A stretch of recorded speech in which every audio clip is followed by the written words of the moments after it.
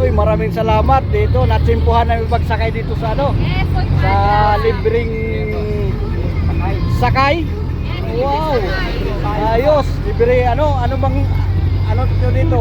Food Panda. Food Panda po. Ayun. Kasi po diba nagtaas ang presyo ng gas. So Ah. naisipan ni Food Panda na magkaroon ng libreng sakay para makatulong sa mga commuters kagaya Wow, din sa mga maraming drivers. salamat. So si Kuyang driver, yung Yan. pamasahe niya, tsaka yung jeep, sagot po ni Food Panda lahat. Yun.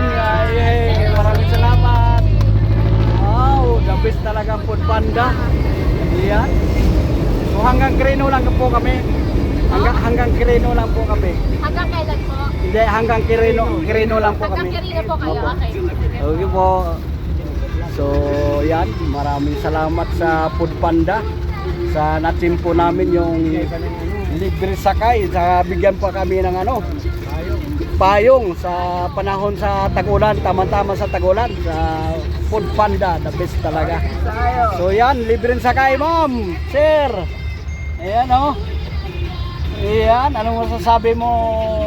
Go. Oh, maraming salamat sa Food Panda. Yan. Naisipan ko nilang nagkaganito, namimili Yan. sila ng payong. So, yan. Sakay din. Oo, nakalibre sakay pa kami. Shout out sa Food Panda. Ayan. 11 kami kuya. Wow. Okay, so maraming salamat, ma'am, sir. 6 to 10 a.m. tapos 3 p.m. to 8 p.m. Maraming salamat. Ayan, guys. Ayan, oh, dito kami sa kabahan ng top LRT. Sa may unahan pa ng to. Sa Green Mall. Sa may Lasal. Ayan, guys. Napaka wow. Ayan, halin na kayo, ma'am, sir. Libre sakay sa Food Panda. So, natsimpuhan natin ang palibre sakay ng handog ng Food Panda. Ayan, oh. Na vlog na tama-tama na vlog ko rin kayo. So, ayan.